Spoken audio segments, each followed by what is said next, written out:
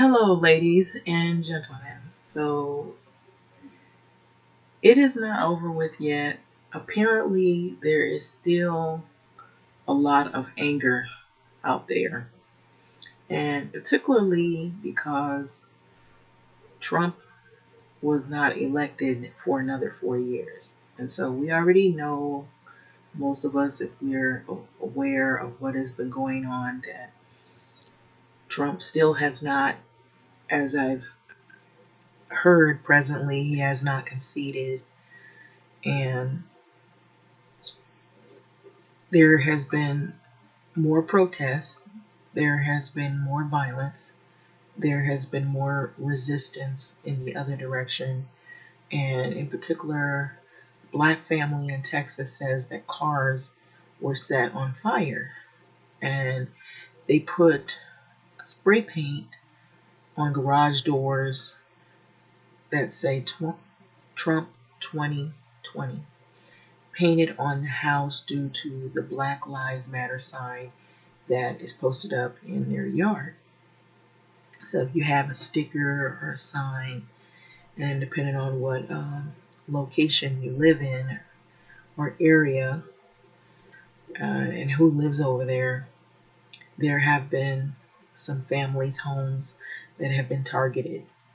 And so there are some still photos in this article that show the damage that has been done. And from what I know, recently there's also been some churches that have been vandalized.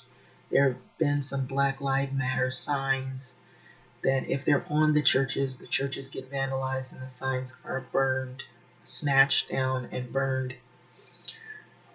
So there's been some arson, vandalized cars, arson with cars, broken glass, also some threats, more than just some.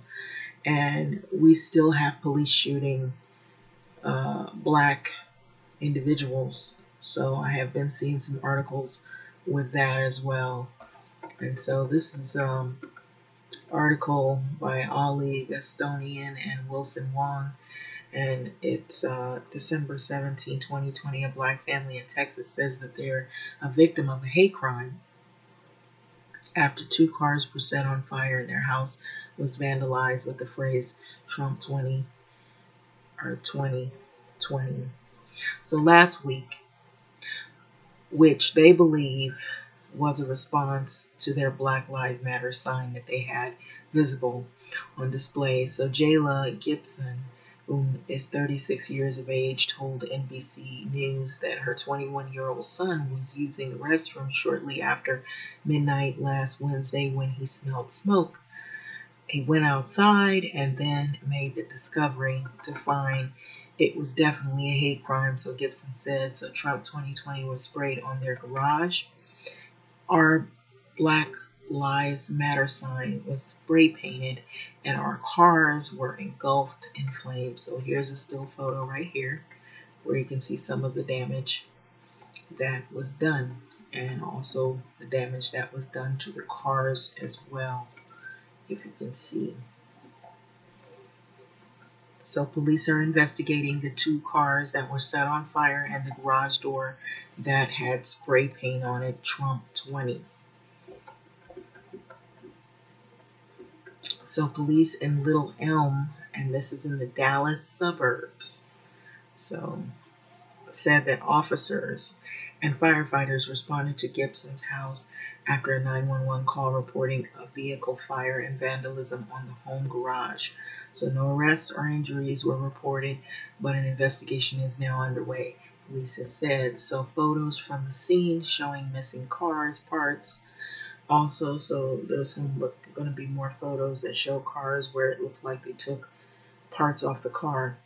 There's black soot surrounding the vehicles in front of at the front bumper, completely burned to ash. And so Gibson said that she has never experienced any act of hate crime moving to the Little Elm. Um, and she moved there like in 2017. So she attributes the Wednesday incident to the sign she had in her front yard the day before Thanksgiving, which has the Black Lives Matter phrase. So these are the cars, and this is the damage that it has, the broken windows. And boy, they were busy. I wonder why they didn't hear all that going on out there, because for them to do that, you see how it looks like they actually bent the hood of the car, and breaking glass, that's enough to make you run out and look and say, like, what's going on out there. And then the fire, that, and the good thing about this, there isn't anything good about looking at this, but the good thing outside of all of it is that the car didn't explode, because you would think it would explode, if the fire engulfed the car a little more to where it reached the gas tank, and that would have been bad. It would have been worse than what we see here, which is really bad.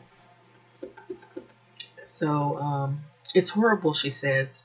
Had the sign not been in the yard, I don't think this would have ever had happened, this incident. But Gibson added that she could have lost the 12-year-old daughter asleep in the room right next to the garage when the cars were ablaze. So investigators have not yet determined the motive for the incident, nor have they determined if it was a hate crime.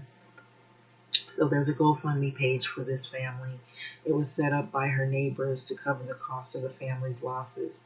So while Gibson said that she was grateful for the outpouring of the support her community and friends were giving her, she said no one deserves to be treated like this, regardless of the political views that they have. So my life does matter, and regardless of how anyone feels or what their beliefs or opinions is, it's something that I'm voicing to the universe, she said. Black Lives Matter. And so that's pretty much her view on that. And this definitely is an example of why people will say that phrase, because there's a lot of disregard for Black Americans. And ever so more right now, we're seeing it in real time. We've seen it in videos. We're hearing about the police shootings.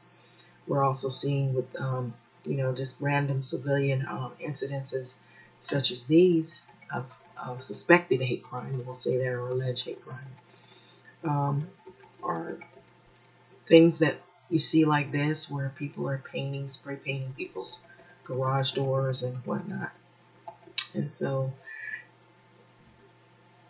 earlier today, I was on Twitter and I saw a video, and I saw a couple of videos, but I saw some videos where some people, I guess famous people, were voicing their opinions about the new administration, and had some comments about whether or not they were going to actually carry out the demands that they want met, they as in Black community, in terms of police brutality and some of the things that we've been witnessing, on video, the horrible crimes, and then things like what we're seeing here in this article.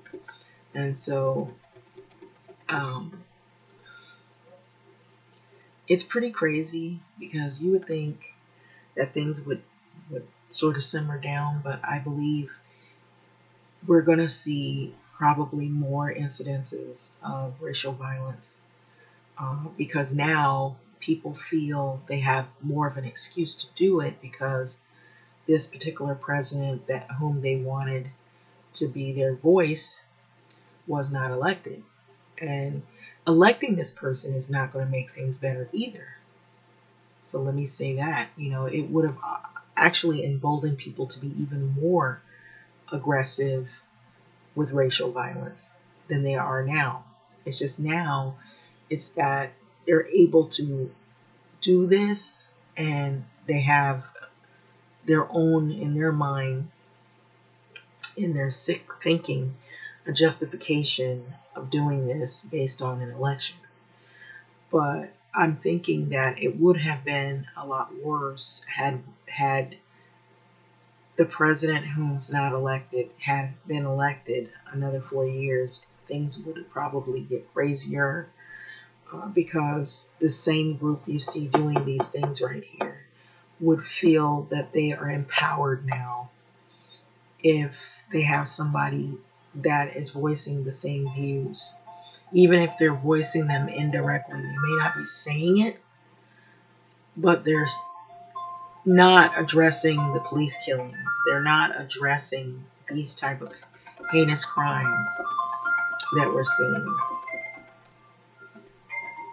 And so that is what gives me the idea that this right here is something that is probably, going to happen, in other incidences. But it, I believe it's happening because of frustration, because the person that was their biggest ally is not at the forefront as much. Well, still kind of is, because the inauguration with Biden has not happened just yet. So it just seems really sad, because I feel like this is, even before Biden was elected, this was happening. I just think now we're seeing a lot more being shown to us, because they're using the election as the reason for their hate crime. And so now, on another note, outside of this, we're still going through the pandemic. And what I notice is that this is a thing. Now, this is outside of articles and whatnot. If you've seen with this going on, the hate crimes, along with some of the main headlines when you go on here, and I mean just in general, even if you don't really browse the net that often, you're going to still see things that have to do or in relation to COVID-19, because of the fact that that's what's going on right now.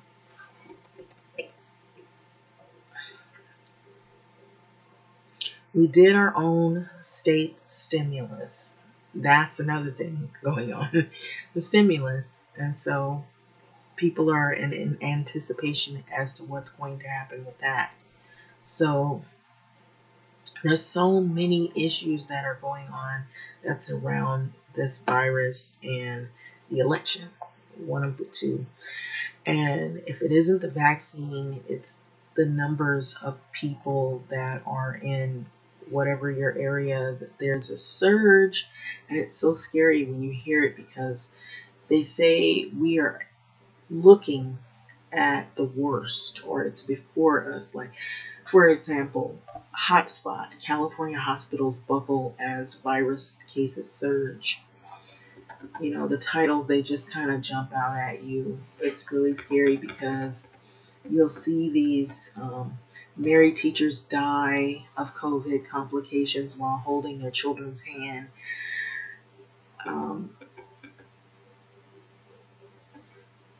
You'll see California grapples with dangerously low 3% ICU capacity amid COVID-19 surge.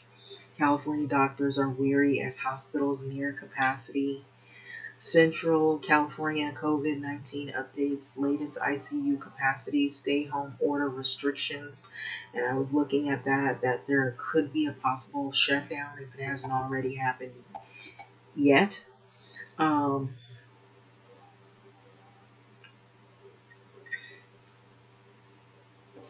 So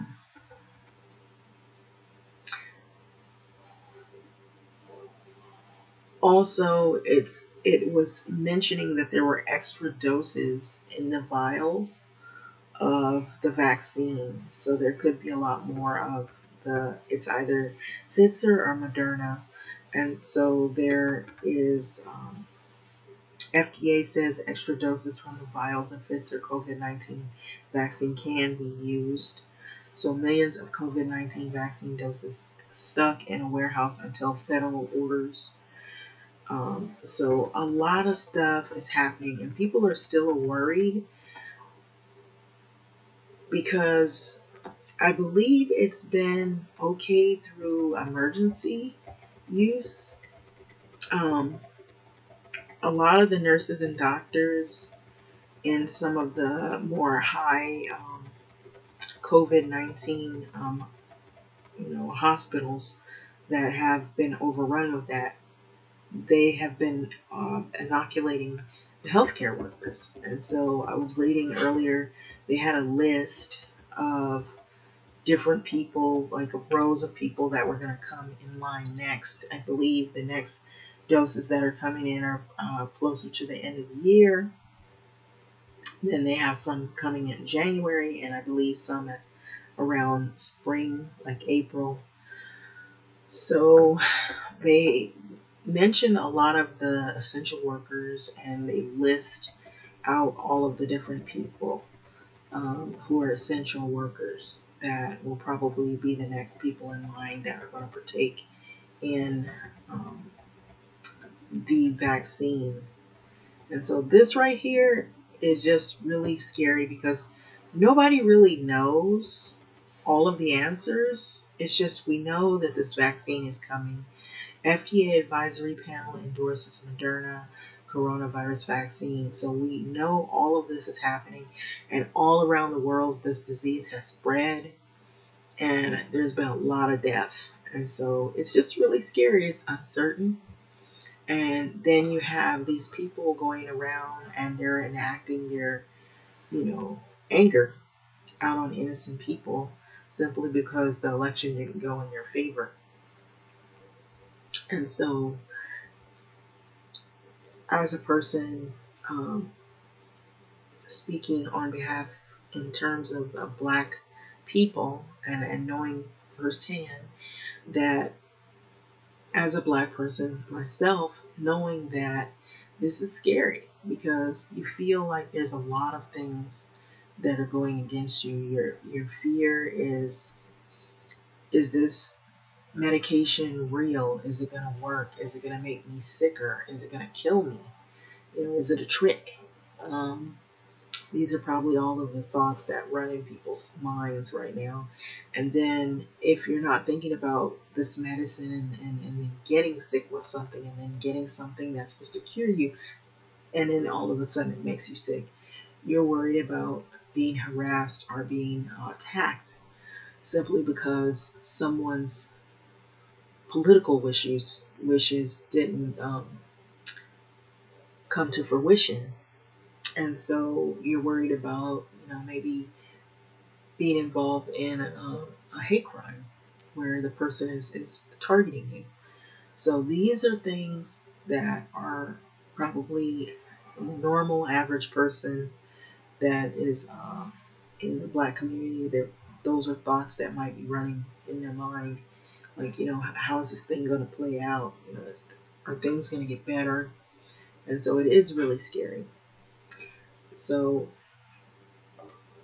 what bothers me is that you keep seeing these articles talking about how bad the surge is and how many numbers of people are getting, sick, and how they're sending in this medication, and all these different things are happening. And you see the hospitals, and they're saying the hospitals are filled up. And what I can say is that people that I know that have said that they had made appointments, that they did realize that they were told that the hospitals were filled up here in LA County. So we do know that part is true. But it's just really scary. You just feel like you can't trust anyone. And so that's probably the biggest thing out of all of this is the lack of trust, and already having a history that people, political officials, or maybe, officials for certain communities are not really, you don't feel like they're really in touch with the people and that they're really doing anything for the community. They're just sitting in a seat and collecting money, and they're not really for people and helping people. They just say they are. You only have maybe a few that are really trying to do a lot of work to try to help their communities, but then there's others that just basically they get paid to say they're helping, but they don't, and nothing really changes. And so it's just so much doubt. There's so much fear, uncertainty. Also, here in like the South Los Angeles area of LA County, people just kind of stay to themselves unless they know somebody that maybe they associate with. But for the most part, it's a lot of doubt, a lot of uncertainty. I don't think that when the vaccine comes, that people will be so quick to rush out and get it without having first a lot of questions and also wanting to see what the reactions or side effects that other people are going to have after they receive it. Um, I saw an article today that was talking about the daughters of the the men who went through the Tuskegee experiment, and they said the difference between what happened with that experiment was that their fathers didn't have a vaccine or a cure. That's what they needed so that they wouldn't be infected with syphilis, gonorrhea, and whatever it is that they infected them with that they were studying, and not telling them that they were infected. With this, the medication is free and it's available and it's supposed to be a cure, or at least, to some degree, a protection, serve some protection from this deadly virus. And there have been Black people that have died from COVID. Um, so I want to say that there's a few people that I've run into that somehow they're convinced that, you know, and I'm not saying this isn't true. Um, in some sense, I know that some people have health issues, underlying health issues. So that may be what is exacerbated, but I was pretty sure that I heard someone in the medical field, the many articles that I've seen or glanced upon, saying that even if you have an underlying health issue, if you do come in contact with COVID, it exacerbates it. So let's say maybe you had heart problems, but you weren't going to die. Maybe it wasn't your time to go today, but now you got COVID. Now the time is speeded up. So COVID just seems to exacerbate those problems that you already had. Maybe it would have been natural causes that you died of, but catching this virus, it pretty much heightens or escalates whatever illness you already are battling with. It And that's probably why, if you're already compromised, your body's compromised, that's why it's harder to fight that off because your body's already been weakened by another illness prior to getting COVID. And so there's a lot of ignorance out there. Now, let me be clear, in the Black community, I don't never really talk like this, but there's a lot of distrust in one another as Black people because I'll be honest, and it's gonna be brutal. Some people are gonna be, yeah, I get you, and then others are gonna be angry. But it's the truth, you know. And then others might be angry because they know this is true and they've experienced it. Um, there was a conversation I had with someone on Twitter, and it was about Black businesses. And I've heard this conversation over and over and over and again about creating Black businesses and creating Black wealth and trying to build up Black communities. So, like you just seen this article right here, you see we have some things in the scheme of what's going on that go against us, that have gone against us even in the past up to now. It's the same thing, and it's actually worse. It's getting worse because now people feel they have a reason or an excuse to do what they're doing. Um,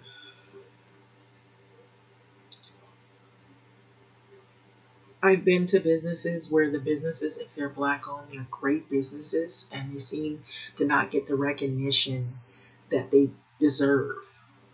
What I'm going to say here is that I noticed that when you hear them talking about donating money or a GoFundMe page for businesses that are falling, and distributing money to small businesses.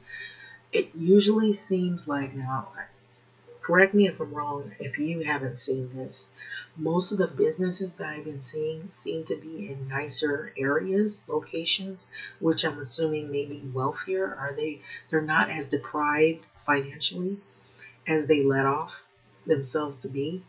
They're in communities where they're in a location where the income earners are a lot higher and they're more supportive of those businesses. And let me be real now.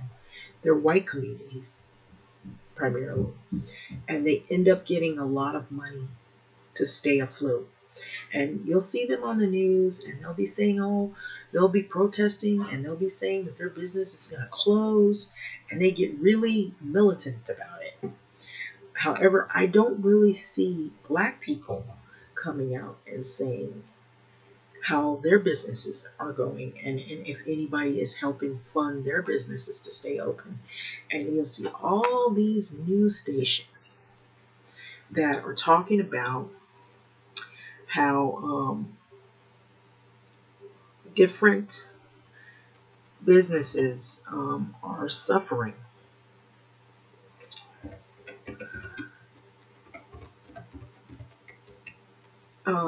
and how they need to basically bail these businesses out of their troubles, their financial ills.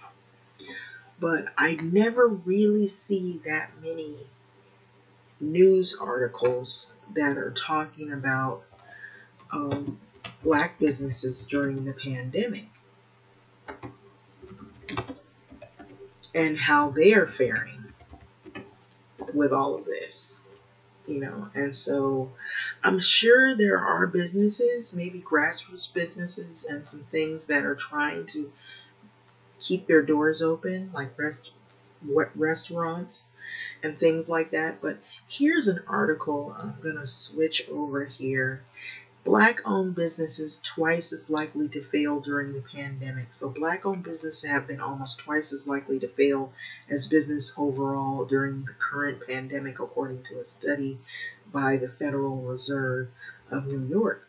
Black owned businesses face additional challenges during the pandemic, particularly hit hard by the pandemic. Stanford University estimates 40% of the shutdown across the country. Many black owned firms are in industries. And so that says that's out of the Houston Chronicle. So the other one was out of CBS News. And so I noticed that you don't really hear that much about how the black businesses are faring during the pandemic. It's not really heightened as much. Okay, so this one right here says St. Louis coronavirus pandemic has hit black business owners in St. Louis area especially hard. See how Heartland St. Louis Chamber of Commerce is helping them stay afloat. And so that's the only article that I've seen saying they're trying to make an effort to keep the business open, but you don't see as many, you don't see like how you see, or how I've seen, you'll see these businesses, they're by the beach, and or they're in locations where people are high income earners, and people, when they see them in a video protesting that they're keeping their doors open and that they're not going to comply with a shutdown order, they go viral. And you never see any black people protesting, saying, I'm not going to close my business, I'm keeping my doors open, talking to the people like they're going to, push them out the door and they're going to demand their doors stay open. I've never really seen that. I just see these, maybe a few, maybe there's other articles, and they may have somebody talking about their situation, but you don't see as much of it. It's as if the black community is shut out and ignored. Like the businesses don't count. They don't matter. Let me add. So I noticed that. I feel like we as communities are not all on one collective, a lot of times we'll spend our money outside of the communities, spend most of our money in communities that are doing a lot better than the communities that we live in, and we'll have a tendency to not trust black business. And we've seen it fail over and over again that we don't even trust it anymore. And I feel like this is what has happened, and because of the legacies of what have happened to thriving black communities, the hatred that it meets on a daily, black people have kind of given up on the idea that there is strength in the community in terms of financial uplift. And then you have businesses that, there's good businesses, they don't get the recognition they should. And then we distrust, we can be hard critics on one another, and not put our money in those businesses will drive further out and patronize businesses that don't patronize our communities. I notice a lot of that happens on a regular. Um, and I feel like too, now that marketing and business has changed, it's not always going to be the same. And even with this pandemic, businesses are changing the way their practices are now because of this disease. And so it's going to even make it harder to stay afloat, because you practically, in order to get any type of patronize patriotism, patriotism, if I'm saying it right, patronizing from your own black community, you would have to have your business be set up for this pandemic, and you would have to be um, a business that is able to change and be flexible, and also be able to go online and sell your products, because it seems like Amazon does well. I'm just being real. As an example here, um, I see more Amazon delivery in the community of South LA than ever before. And some of that is because, and I'm going to say this, outside of just, we have a pandemic, it's convenient, you don't have to stand in long lines, you don't have to hassle with that. You can go on your computer in the comfort of your own home and shop and not be bothered. And, they have a convenient way of delivering the item that you want to your home. And you can also return it the same way it was delivered. And so there's convenience, and then there's the patronage of that organization. Amazon makes a lot of money from that. eBay makes a lot of money from that. And any other online business is going to get a lot of traffic from customers because of how easy it is to buy your items online rather than having to go physically. You have to get in the car and then go to a place. You might have to be in there for an hour or two, and then you're standing in long lines. And mind you, this is a pandemic, and you don't want to have to stand in the long lines and be exposed to whatever's out there.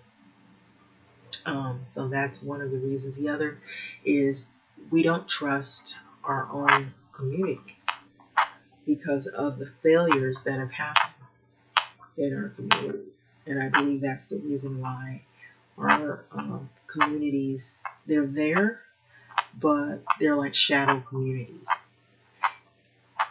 You don't see the black community support one another as much as you do until something bad happens. Like someone gets killed, someone's murdered, or there's a protest of racial violence or hate crimes, or there is, if there isn't something bad and if it's something positive, it has to do with maybe what I've seen, and I'll be honest with you, sports. When the Lakers won, everybody seemed to come out, even in the black communities, and show their support. If we had black people show support like they do for the Lakers for black business, we probably would not have a problem with as much with the wealth gap. And just let me be clear here, because you had, and with the Dodgers, there were so many people that were out on the streets. When it has to do with sports, all of the support, people that are living in these communities. But when you talk about going and supporting businesses, the business they got to it's got to be word of mouth. They got to throw some kind of discount, a grand opening. They've got to announce themselves. I guess we have a lack of trust in our own communities. And I don't think that is to be malicious necessarily, to just hurt one another, but we've been hurt. Our communities have suffered and been and always been under. And so if it's always like that, you start to feel, what's the point? And it's not saying that there aren't groups of people that want that turned around, but I noticed that when businesses, too, another thing, if they're like sponsored by someone famous, or if it's a musician, or if it's somebody that's famous, they tend to get more attention. But if it's someone that is in the community that's starting out, like a grassroots organization, something smaller and independent, or if it's someone who's not famous and they just want to start a business in their community, um, depending on the location and the support that they receive, if it's in a neighborhood that already has faced a lot of challenges with keeping businesses open, those businesses tend to not do as well. And so I've noticed that. And then professionalism is another thing. If you go into a place and you support that business, or you want to support the business, if people talk to you a certain way where it's unwelcoming, or they're not really trying to help you, um, they lose your support. You're a customer, you're asking questions, they find it offensive, or they find it like a bother that you're asking questions about a product. They don't want to help, or you don't feel welcome when you try to patronize certain businesses. Those are signs that the business is probably not going to do well for the long haul. And sometimes location is key. So if you're in an area where the location is not, doesn't feel safe, people may not want to go in there and patronize that business because they don't feel safe doing so. So I'm just saying, but if you're in an area where it has a lot of foot traffic, it's popularized. There are some areas that have a lot of notoriety. Um, those tend to do a little bit better on the business end. And then what kind of products are you selling? That's the other thing. If it's not something that's really useful, then people may not be interested in it. If it's things that people are going to continually go back for, and it's useful for maybe the culture, or maybe something that they're going to need, or something maybe they want to buy because they find the product useful, um, to their lifestyle, then that business may see a lot of more traffic of customers. And so I'm not an expert at everything, but I would think those would be some of a few of the reasons why some businesses do better than others. And from what I know is too, if there's a lack of money invested in a community, then you're probably not going to have businesses that are going to thrive in those areas. And so it may be a black owned business, but they might go to another location that may not be necessarily an all black neighborhood. And they may be doing good in another area or location, they just are not doing good in your community. And sometimes that happens, so they switch locations. And so maybe they have more than one store, and it's in different locations. So we don't know if it's a chain organization or if it's just one small place that's starting from the bottom, and working its way up. And so I believe you have to have money to make that type of money and to make investments. You have to be committed to those businesses as well. And so even in times like this, it puts a strain even on the best businesses.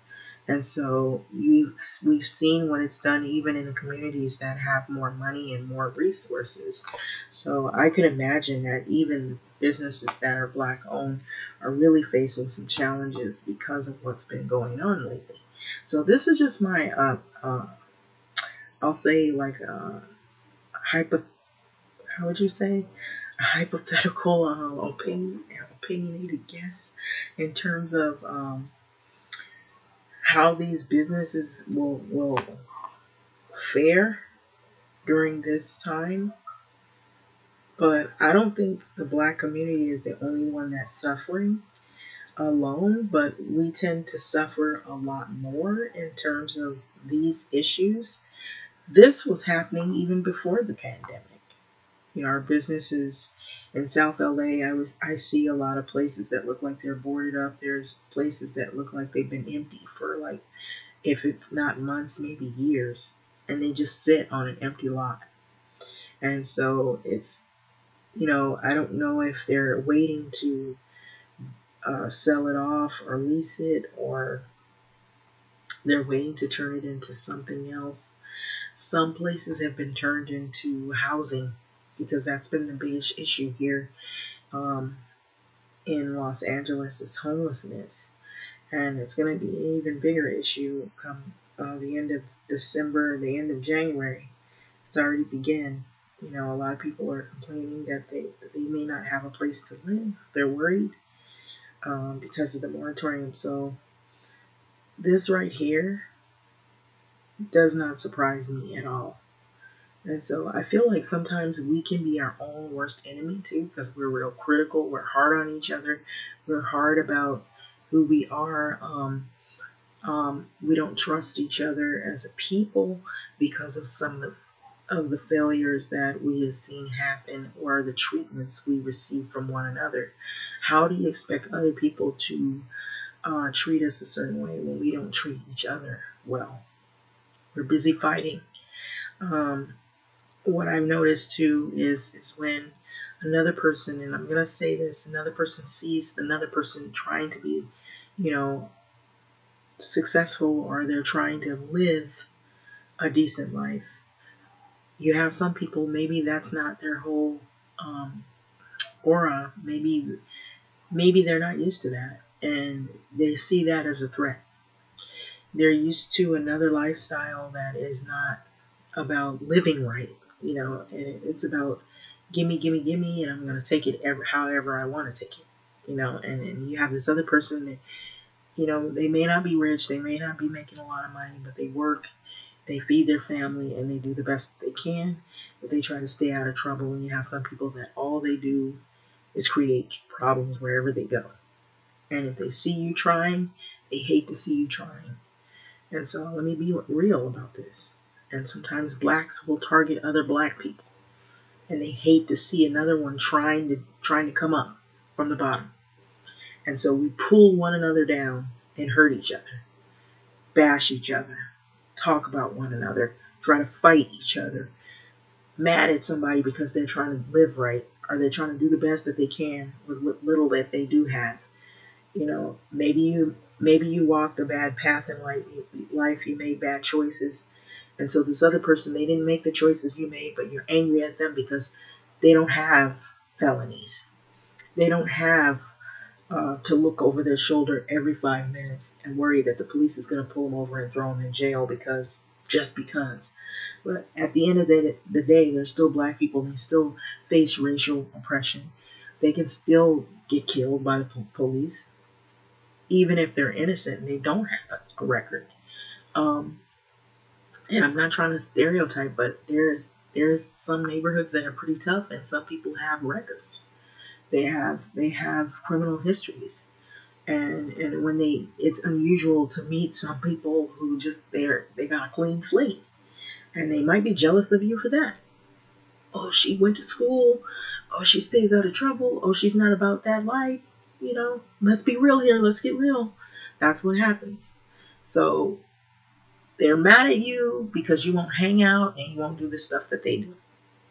And so they're ready to fight you on any given day. So there's a tendency that some of us do that to one another. And so you want these businesses to thrive, you got to learn how to treat other people with respect. Treat people how you want to be treated. And so that's a lot of times, I believe, is what is our own demise, that we don't even treat each other with respect. And so we want other people to treat us with respect, but we won't treat others, our own people, with respect. Look at how Breonna Taylor, her murder happened, and you didn't see anybody get arrested. It took forever to get any answer out of anyone. And because the family got all that money, they think that's good enough. And so just look at the way that they look or view, for one, females, and then black females in this country. And so that tells you right there, the disrespect, the disloyalty, that's another example. And I never really break things down like this. I don't talk like this. But this is what I know. This is what I've experienced. I remember, years ago, people will pull the chair out for you, open the door for you, talk to you, respectful. You don't get that anymore. It's only a select few individuals that will address you in such a manner. And I don't know if it's the level of upbringing where people come from, or maybe the fact that they feel that they failed in life. And so let's be real here, you have crabs in a bucket, and if they're down, they want to see others down with them.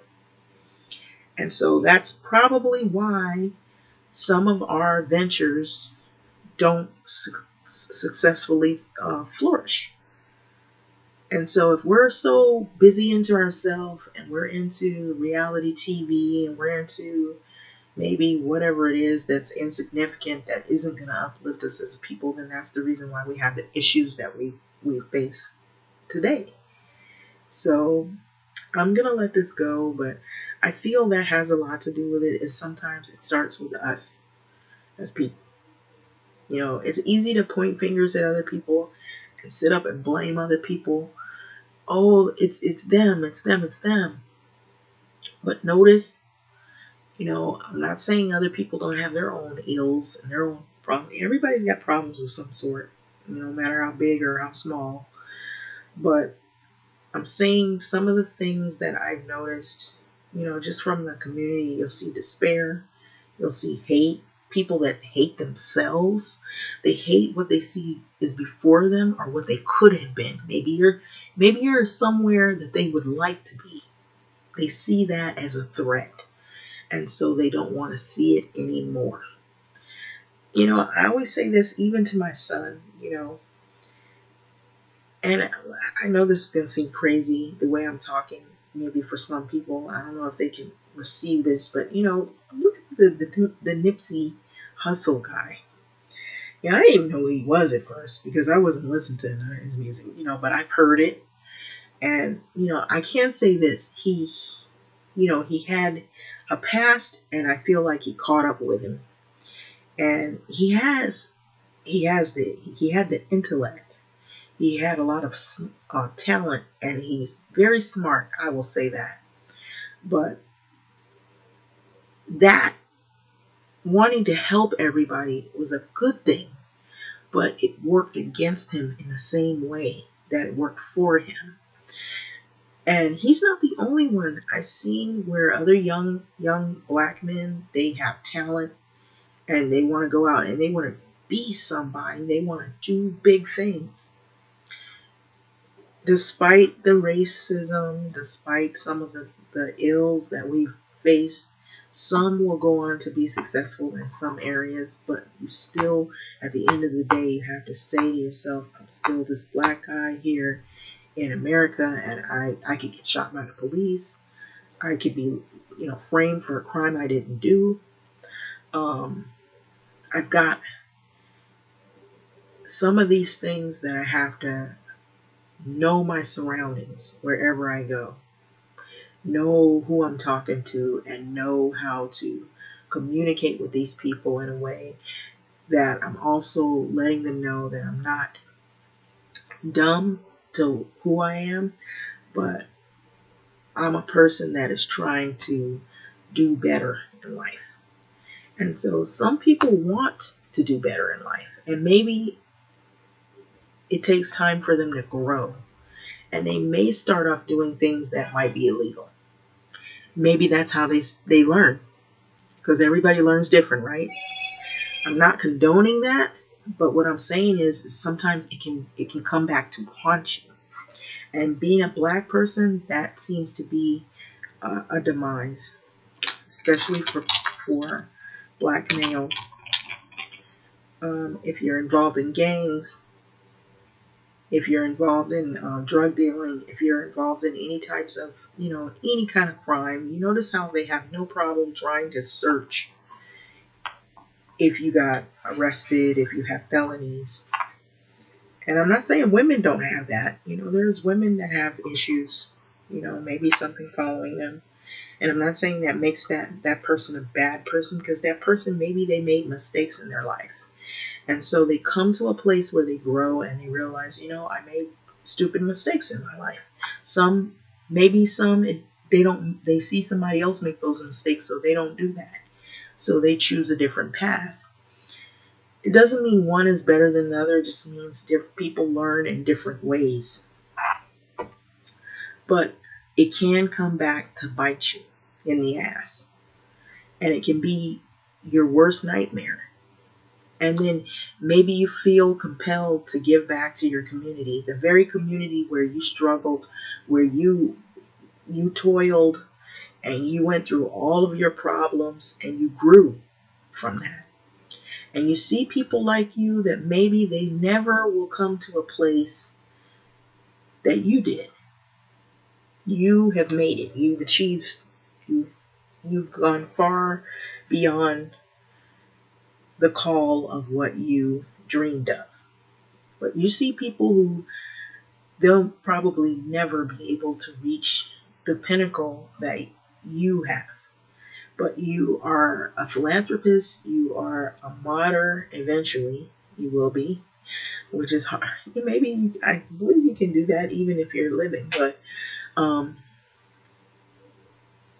you see people that you saw in you when you started out, and you want to help them. But people can be jealous of you, envious of you. They don't want to see what they can't have. I hate to say it, some people are like that. And the very people that you help might be the very people that may have you killed. They might, they're so desperate, they'll take money and take you out. And if you start talking about, let me be clear here, if you start talking about building wealth in a black community, changing the diets of black people, uplifting your community, doing good things, and people start hearing that from the outside of the community, if you think about it, you get big, and let's say somebody's struggling in the community, they're so desperate that they'll take cash for anything. They want to be in your shoes. So somebody pays them to bump you off. And so that could happen. I believe that could happen. I believe that people will take cash to kill you, to get you out of the way, because maybe they think it's going to catapult their career. Maybe they'll be the next rapper. They'll be the next artist. They'll be the next,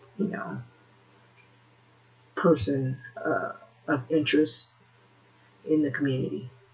They'll be looked up on, you know. So I'm just saying, But anyway, I'm gonna let this video go. But I feel like sometimes we hurt each other a lot, and that's the reason why we have the problems that we do, and that's the reason why we have trouble rising to the occasion on some issues.